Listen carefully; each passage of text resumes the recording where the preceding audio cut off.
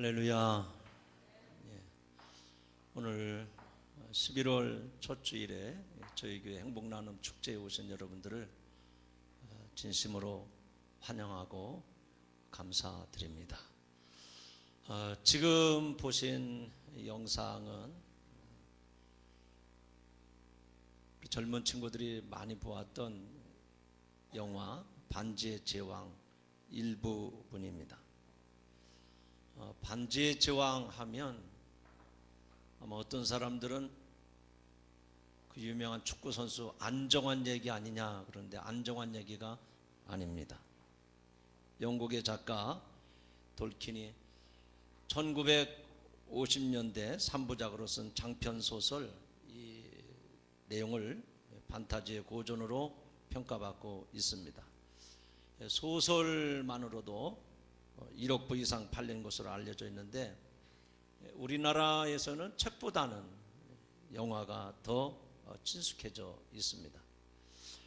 뉴질랜드의 피터 잭슨 감독이 3억 7천만 달러를 들여서 3부작 영화로 만든 뒤에 2000년대 초부터 매년 한 편씩 펴놓으면서 전 세계에서 29억 달러 이상을 벌어들인 유명한 영화입니다. 이 영화의 줄거리는 악의 군주가 세계를 지배하기 위해서 만든 절대 반지가 우여곡절 끝에 주인공인 호빗트의 프로도에게 넘어가게 됩니다.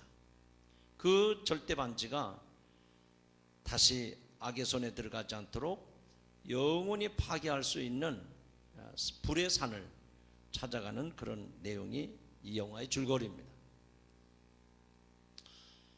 그 과정에서 모진 고난을 겪는 동시에 이 프로도 자신도 그 반지를 소유하고 싶다는 갈등에 빠집니다. 결국 주인공은 호빗 쪽의 친구들의 도움뿐만 아니라 요정, 인간 등 다른 종족의 도움을 받으면서 임무를 완수해냅니다. 선과 악의 대결이라는 단순한 구도지만 다양한 캐릭터 그리고 긴장감을 주는 갈등 구조 그리고 영상에서 보셨듯이 아주 화려한 그리고 장엄한 대자연을 배경으로 그려진 명작 중의 명작으로 평가받는 영화입니다. 혹시 이 영화를 우린 전부 보진 못했지만 그 줄거리만으로라도 과연 사람의 행복이 어디 있는가 하는 질문을 던지게 됩니다. 반지를 끼고 세상을 호령하던 제왕이 된다고 해서 행복한 것이 아니라는 것입니다. 사람의 행복은 호빗족처럼 평범하지만 겸손하고 온유하고 그리고 낮은 마음을 가지고 살 때 진정한 행복이 있다는 얘기입니다. 성경에 보면 사울왕과 다윗왕의 내용이 있습니다. 두 사람 모두 다 이스라엘의 왕인데 사울이 이스라엘의 초대 왕이고 또 다윗이 그 뒤를 이어서 왕위에 오르게 됩니다. 그런데 이 사울왕은 왕위에 있으면서 욕심을 부리고 왕권을 남용하고 교만해서 왕위에 있으면서도 항상 불안과 초조함 속에 살아갑니다. 결국은 하나님께 버림을 받고 인생의 전쟁터에서 자식들과 함께 불행하게 인생을 마감하고 맙니다. 반면에 다윗 왕은 똑같은 왕위에 있으면서도 항상 겸손하고 하나님의 말씀에 절대적으로 순종해서 하나님의 뜻을 따라서 살아갔던 사람입니다. 자신은 목동 출신이라는 겁니다. 나 같은 목동을 하나님이 이스라엘의 왕으로 세워주셨다고 믿습니다. 자신은 아무것도 아니라는 거죠. 그래서 늘 겸손합니다. 하나님의 말씀에 순종을 했던 사람입니다. 그러한 다윗을 하나님이 환난에서 건져주시고 그를 붙들어 주시고 그를 강하게 하셔서 참으로 복된 축복된 삶을 살았던 사람이 다윗입니다. 혹시 여러분 중에 이스라엘 나라의 국기를 기억하고 계십니까? 흰 바탕에 파란 별 하나를 그려놓은 것이 이스라엘의 국기입니다. 그 별 하나는 다윗을 상징하는 별입니다. 지금도 수천 년이 지났지만 이스라엘 백성들은 다윗처럼 되기를, 다윗처럼 축복받기를 기다리고 기대하는 마음으로 그 별을 국기로 쓰고 있는 것입니다. 사람이 제왕이 되면 행복할 것이라고 생각을 합니다. 권력의 제왕, 물질의 제왕, 또 인기의 제왕 등이 되면 행복할 것이라고 생각들을 합니다. 그러나 사람은 진정으로 하나님을 왕으로 모셔야 행복한 인생이 되는 줄로 믿습니다. 예수님을 영접하고 구주로 모시고 살면, 하나님을 제왕으로 모시고 살면 그 사람은 반드시 행복한 인생을 살아가게 되어 있습니다. 오늘 이 행복나는 축제에 여러분에게 주신 하나님의 말씀 보니까 이렇게 시작이 됩니다. 이스라엘이여 너는 행복한 사람이로다. 여호와의 구원을 너같이 얻은 백성이 누구냐? 그는 너를 돕는 방패시요 내 영광의 가리시리로다. 내 대적이 내게 복종하리니 내가 그들의 높은 곳을 밟으리로다. 아멘. 이스라엘 백성은 행복한 사람이라고 말씀합니다. 여기서 이스라엘 백성은 저 유대인만을 말하는 것이 아니라 오늘도 이 자리에 나와서 예수 믿어 구원받고 하나님의 자녀가 된 여러분들을 일컫는 말입니다. 예수 믿어서 구원받은 하나님의 백성이 참으로 행복한 사람이라는 말씀입니다. 왜냐하면 그 말씀에 보니까 세 가지 이유를 들어서 행복한 사람이라고 말씀을 합니다. 첫째는 여호와의 구원이 너같이 받은 백성이 누구냐라고 말씀을 합니다. 바꿔 말하면 구원을 받았기 때문에 너는 행복한 사람이라는 얘기입니다. 오늘 이 자리에 초청되어서 오신 여러분, 또 저에게 처음 방문하신 여러분, 다 예수 믿어 구원받는 하나님의 복을 받는 백성들이 되시기를 주님의 이름으로 축복합니다. 두 번째 이유는 오늘 말씀해 보니까 그는 너를 돕는 방패시요 내 영광의 가리시라 말씀하십니다. 바꿔 말하면 하나님의 보호하시는 축복을 받아야 축복된 인생이 된다는 얘기입니다. 오늘 여러분 이 세상 살아가는 가운데 얼마나 많은 고난과 어려움들이 있습니까? 그러나 하나님은 당신의 백성들을 암탉이 새끼를 날개에 모음같이 우리를 보호해 주시고 우리를 지켜주시는 줄로 믿습니다. 그런 하나님의 보호를 받는 백성이 복 있는 사람이라고 성경은 말씀을 합니다.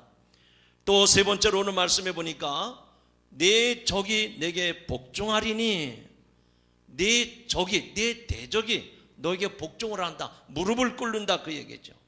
내가 그들의 높은 곳을 밟으리로다 라고 말씀을 합니다.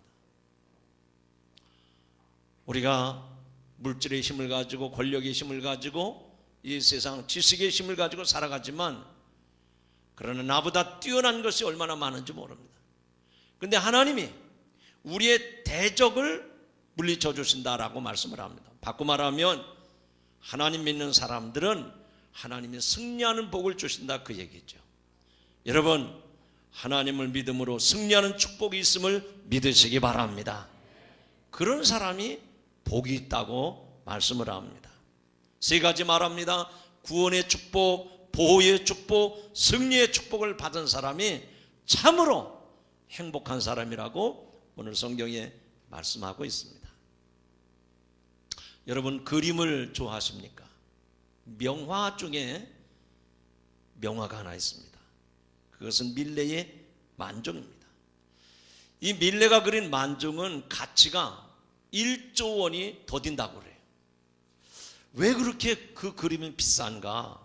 뭐 그 이외에도 미켈란젤로라든지 피카소라든지 많은 화가들이 그림을 그렸는데 어떻게 밀레가 그린 이 만종이라고 하는 그림이 그렇게 비싼 그림이 될 수가 있을까? 아무리 생각해도 이해가 안 됩니다. 뭐 그 그림이 오래되었기 때문에 비싼 것일까요? 아니면 그 그림을 그리는 표현 기법이 특이하기 때문에 그럴까요?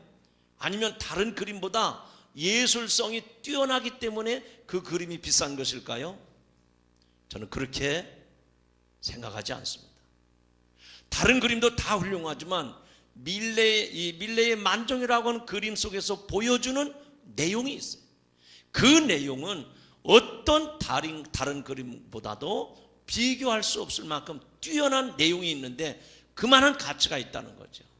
내용 속에, 그 그림의 내용 속에 그만한 1조 원이 넘는 가치가 있다는 겁니다. 혹시 보이십니까? 이 그림을 보시면 부부가 하루 종일 일을 합니다. 피곤하고 지쳤습니다. 해는 산 너머로 넘어가고 어두움이 밀려오고 있습니다. 그때 저 멀리서 교회의 종소리가 들려옵니다. 부부는 하나님께 감사의 기도를 드립니다. 저들 부부가 입은 옷은 남루합니다. 그 앞에 있는 바구니에는 몇 개의 감자밖에 없습니다. 얼굴도 씻지 못했고 머리는 다듬지도 못했습니다. 그런데 부부는 손을 모아 하나님 앞에 기도하고 있습니다. 하나님께 감사하고 있다는 말입니다. 그들 부부의 마음속에는 하나님이 계시다는 얘기입니다. 그래서 행복합니다. 피곤해도 행복합니다. 지쳐도 행복합니다. 가진 것이 없어도 저들 부부는 행복합니다. 밀레의 만종은 가장 행복한 사람의 모델이 됐기 때문에 그만큼의 가치가 있다 하는 얘기입니다. 사랑하는 여러분, 인간은 누구나 행복하기를 원합니다. 그러나 많은 사람들이 그토록 원하는 행복을 찾지 못하고 오히려 고통 속에서 살아가고 있습니다.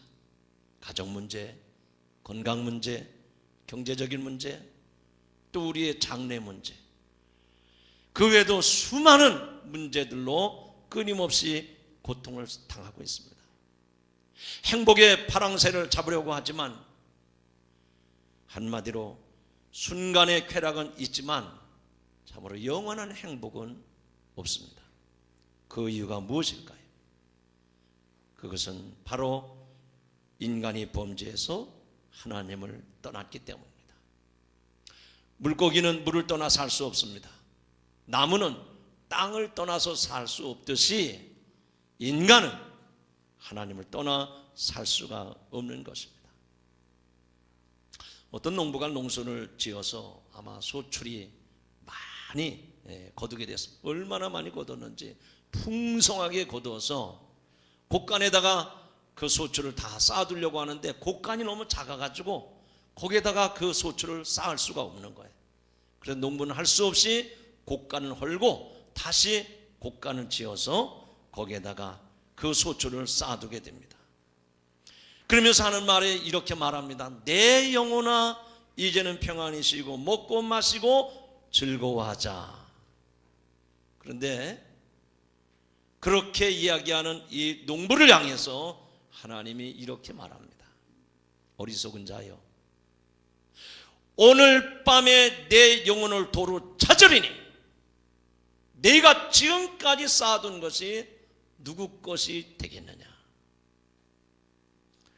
내 영혼을 도로 찾으리니 지금까지 내가 쌓은 것, 내가 소출을 얻은 것, 풍성하게 거둔 것, 그것이 누구 것이 되겠느냐라고 하나님이 그 농부에게 물어봅니다. 제가 여러분에게 이제 말씀을 전하지만 여러분이 대답을 한번 마음속으로 해보시기 바랍니다. 내 영혼을 도로 찾으리니라는 말이 무슨 말입니까? 아마 이미 다 알고 계신 것 같아요. 내 영혼을 도로 찾는다고 하는 말은 내 생명을 하나님이 거두어 가신다는 말입니다. 바꿔 말하면 죽었다는 얘기죠. 돌아가셨다는 얘기입니다. 가만히 보니까 우리나라도 뭐 큰 나라가 아닌데 지역별로 죽었다고 하는 말에 대해서 지방마다 사투리가 다 달라요. 아따, 그 양반 돌아가셨단께? 어느 지역 사투리죠? 말씀 안 하셔도 좋습니다. 전라도 사투리입니다. 경상도 가봤더니 그 죽었다고 하는 표현을 그렇게 합니다. 가가 고마 죽었다 아니까, 가가 고마 죽었다 아닙니까? 이 경상도 분들의 죽음에 대한 표현입니다. 저는 전라도도 아니고 경상도도 아닙니다. 충청도입니다. 얼굴에서 풍기죠? 충청도 하면 느려 터지다고 사람들이 그럽니다. 그런데 충청도 보세요. 경상도가 이렇게 전라도가 얼마나 깁니까? 아따, 그 양반 돌아가셨다 함께 길죠? 단어가 얼마나 많습니까? 경상도 가가 거마 죽었다 아닙니까? 빠르긴 빠르지만 그것도 길어요. 근데 충청도는 그렇게 요즘같이 바쁜 시대에 길게 하지 않습니다. 간단하게 끝내요. 가시오.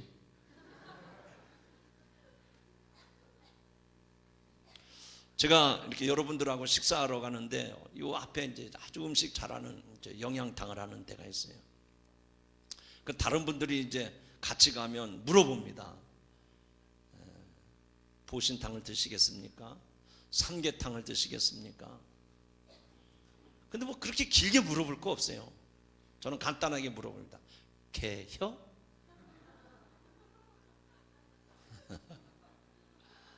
웃을 때는 웃으셔야 됩니다. 웃는 말을 하는데도 웃지 않으면 병이 되고 화가 돼요. 여러분, 죽은 것은 매일 반인데 다 표현이 다르단 말이죠. 소출을 거두어서 곳간에다가 쌓을 곳이 없도록 잔뜩 쌓아놓은 그 농부를 향해서 하나님이 어리석은 자여, 오늘 밤에 내 영혼을 도로 찾으려면 이것이 네 것이 되겠느냐라고 묻습니다. 여러분은 지나가는 말로 듣지 마시기 바랍니다. 오늘 하나님께서 나를 이 교회로 보내주셨는데 하나님이 여러분에게 주시는 말씀으로 받으시기를 바랍니다.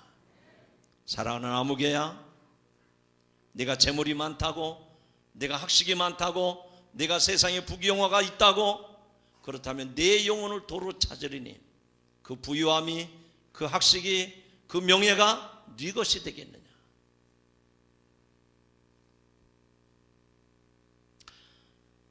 인생의 마지막에 서면 남는 것은 하나밖에 없습니다. 제가 목사가 돼가지고 많은 분들의 장례식을 찾아가 보고 장례식을 직접 집례할 때도 있습니다. 마지막에 남는 것은 그거 하나입니다. 이 사람이 부유하게 살았느냐, 이 사람이 얼마나 가방끈이 기냐, 이 사람이 얼마나 명예가 높으냐, 얼마나 성공하고 출세했느냐, 그게 아니에요. 마지막에 그에게 묻는 것 하나는 예수 믿었느냐 안 믿었느냐, 그 영혼이 지옥 갔느냐 천국 갔느냐, 그거 하나지 다른 게 남는 게 없습니다. 사랑하는 여러분, 오늘 이 시간이 여러분 생에 있어서 가장 중요한 시간이 되리라 믿습니다. 혹시 아직 예수님을 믿지 않는 분은 예수님을 믿는, 예수님을 영접할 수 있는 축복의 기회인 줄로 믿으시기 바랍니다. 여러분이 마음의 빗장을 열고 예수님을 받아들이기만 하면 여러분 인생은 복된 행복한 인생이 되는 줄로 믿습니다. 여러분 혹시 목욕탕에 가보신 적 있습니까? 가면 들어가는 입구에 카운터가 있습니다. 그 창고 안에서 그 목욕탕 주인이 돈을 받습니다.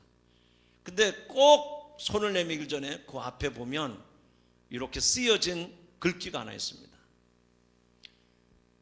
맡기지 않은 귀중품은 책임지지 않습니다. 여러분이 좋은 시계라든지 반지라든지 귀중품을 가지고 그만 목욕탕에 들어가다 나왔는데 도난을 당했어. 그러면 그 목욕탕 주인은 책임지지 않습니다. 그러나 귀하든 하찮은 것이든 그 모든 물건을 주인한테 맡기면 여러분이 깨끗한 몸으로 목욕하고 돌아왔을 때 주인이 그 물건을 다시 내주게 돼 있단 말이죠. 여러분 인생 버림받는 인생이 아니라, 도둑 맞은 인생이 아니라, 여러분의 인생을 하나님께 맡김으로 하나님 앞에 복을 받는 성도 여러분들이 되시기를 주의 이름으로 축원합니다. 예수를 믿긴 믿는데 왔다 갔다 믿음이 약하신 분 계십니까? 오늘 이 말씀을 마음속에 잘 새겨 들으시고 여러분의 믿음이 온전한 믿음이 되어서 진정한 행복의 주인공들이 되시기를 바랍니다. 이미 믿음 안에 있는 분들은 그 믿음을 더욱 견고하게 하셔서 풍성한 행복의 주인공들이 되시기를 바랍니다. 사랑하는 여러분, 예수 믿읍시다. 예수 믿는 분들은 더 잘 믿으시기 바랍니다. 그래서 진정한 행복으로, 진정한 그 행복을 누리며 사는 여러분들이 되시기를 바랍니다. 이 시간 그렇게 되기를 바라는 마음으로 결단하는 시간을 갖도록 하겠습니다. 아마 우리 인생에 있어서 어쩌면 오늘이 마지막이 될지도 모릅니다. 무슨 얘기냐? 천만의 말씀이에요. 아침에 멋지게 뽑아 입고 출근하던 사람이 교통사고로 저 세상 사람이 되는 경우도 얼마나 허다합니까? 오늘 하나님께서 여러분을 이 성전으로 불러주신 것은 귀중한 결단을 하도록 이 시간 부르신 줄로 믿습니다.